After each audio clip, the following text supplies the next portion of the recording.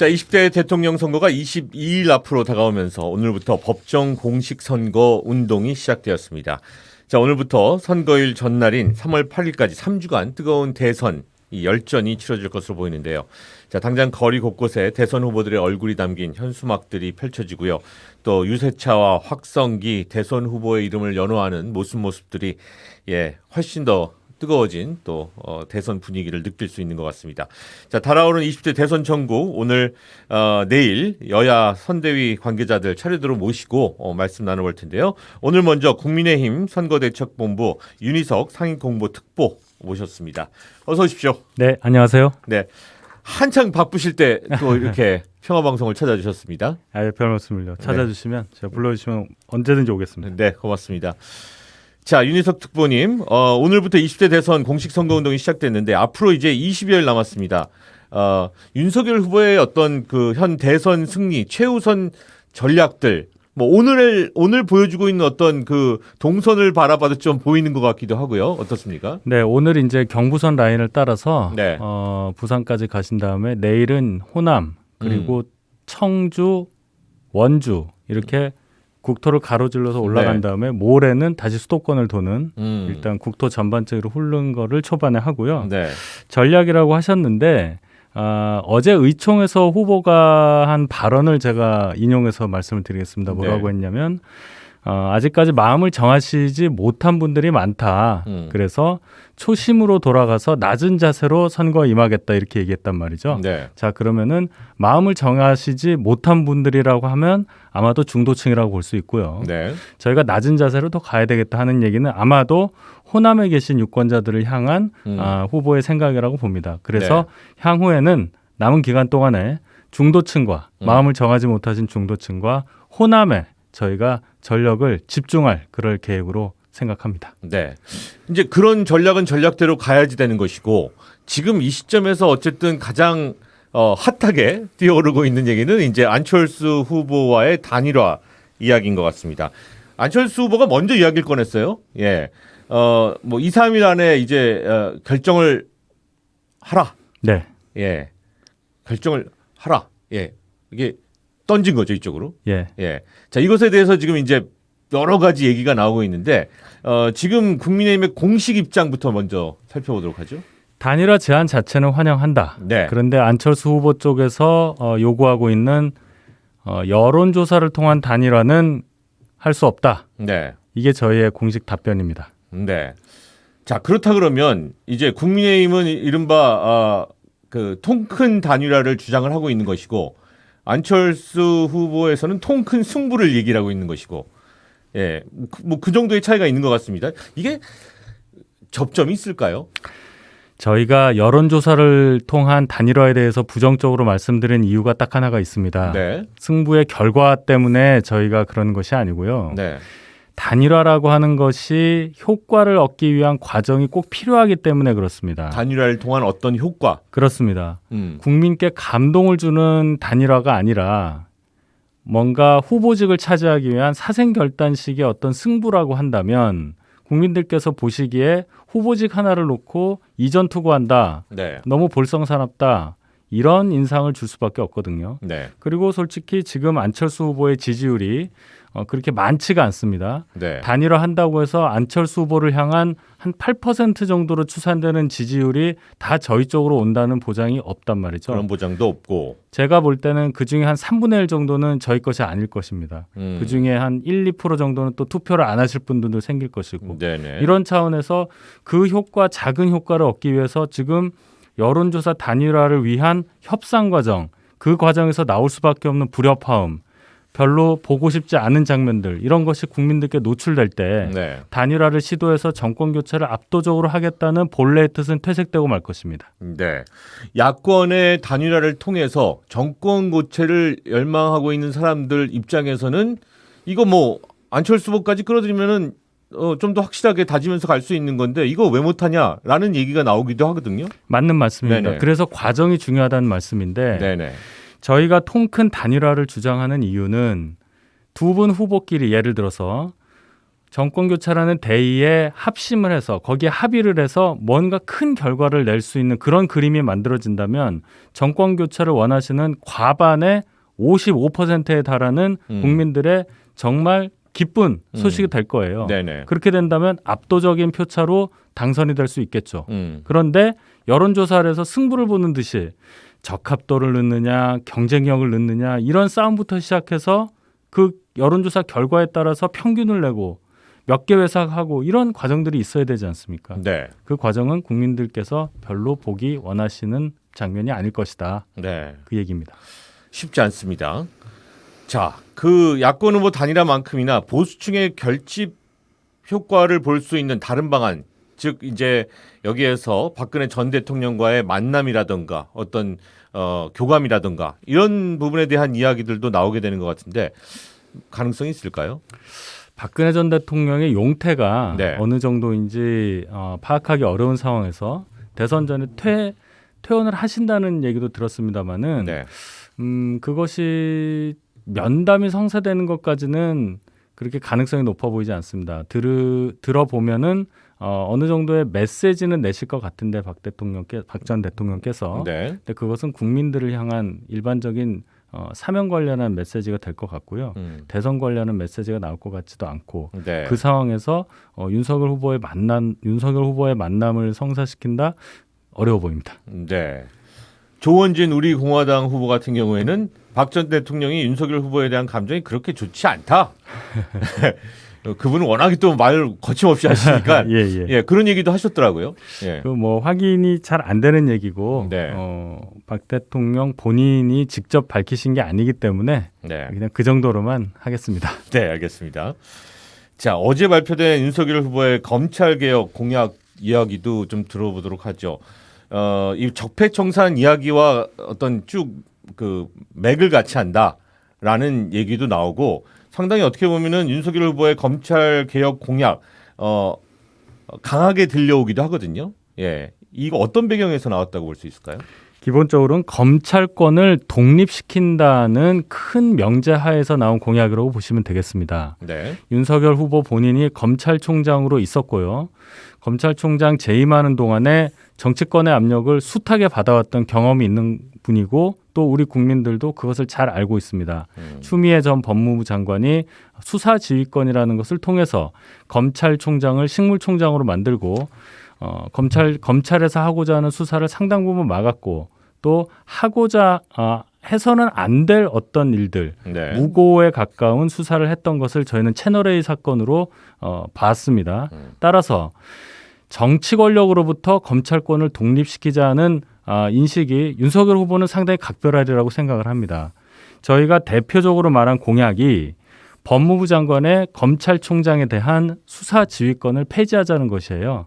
그것은 즉 법무부 장관을 통해서 대통령, 즉 집권 세력이 검찰권에 영향을 미치는 것을 막겠다는 겁니다. 하라는 수사, 성역 없는 수사, 성역을 갖고 수사를 하지 못하게 하는 이런 것들을 막고자 하는 것이기 때문에 네. 일각에서 걱정하시는 검찰권이 비대해져서 검찰공화국이 되는 거 아니냐 하는 우려는 아니다. 이 말씀을 먼저 드리겠습니다. 네. 대한민국의 검찰이 무소불위의 권력을 가지고 그것을 어떻게 보면 남용하는 부분도 있다라는 그런 인식들이 일부에서 있기 때문에 그것 때문에 뭐 공수처도 만들어지고 또 여러 가지 갈등도 있는 거 아니겠습니까? 그것은 네. 기본적으로 검찰의 뒤에 검찰과 연결된 정권의 힘이 있었기 때문이라고 저는 생각합니다. 정권과 전혀 연관관계가 없는 그냥 독립된 외청으로서의 법무부 외청으로서의 대검찰청, 검찰이 존재한다면 그 검찰은 그냥 수사하는 거 수사하면 됩니다.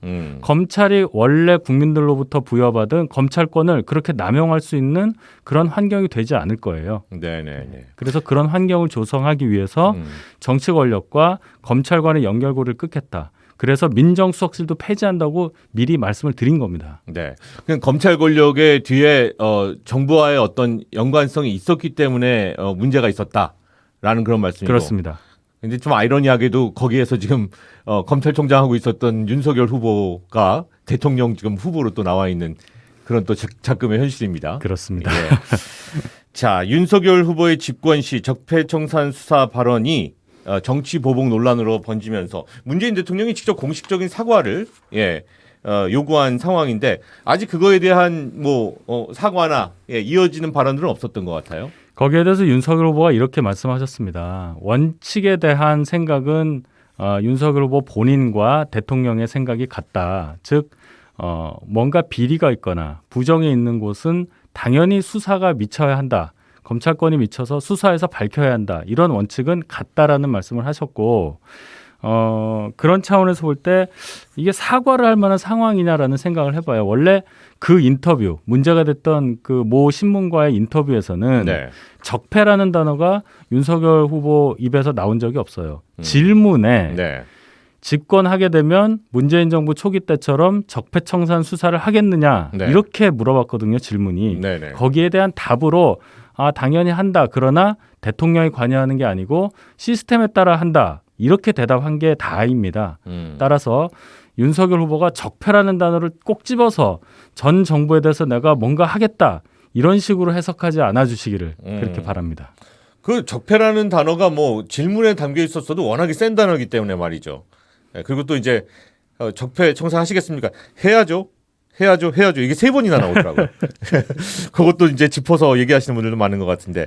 자, 이 유사종교 집단 신천지와의 유착 관계도 정리할 필요가 있는 것 같습니다. 지금 지난 한 일주일 사이에 아주 많이 나오고 있는 다시 한번 우리가 그때 그 코로나가 확 퍼졌을 때 듣던 그 신천지가 다시 한번 또 무리로 올라왔습니다.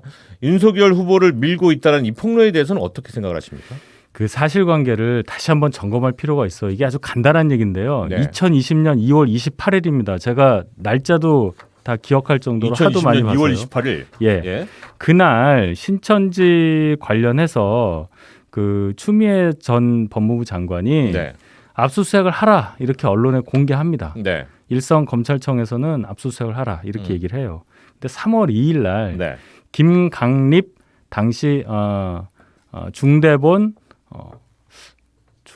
무슨 어떤 중요한 직책 네네. 지금 그때 보건복지부 차관이었어요. 네네. 그분이 뭐라고 하냐면 지금 압수수색을 하게 되면 통제가 어렵다. 그래서 감염 확산을 더 부추길 우려가 있으니 다른 방법을 강구해달라고 해요. 네. 그렇게 중대본에서 즉 방역 당국에서 얘기를 합니다. 그래서 대검에서는 압수수색을 생각을 하다가 그쪽에서 방역 당국에서 그렇게 의견을 주기 때문에 네.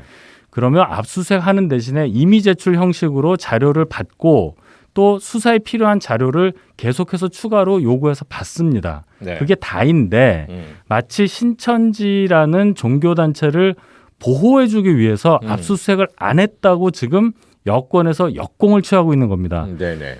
다시 한번 말씀드리면 당시에 압수수색이 진행되지 않았던 것은 방역 당국에서 말한 가이드라인에 따른 것이지 만약에 신천지를 보호하고자 하겠다면 당시 윤석열 검찰은 신천지의 교주라고 할 수 있는 이만희라는 분을 구속시켰어요.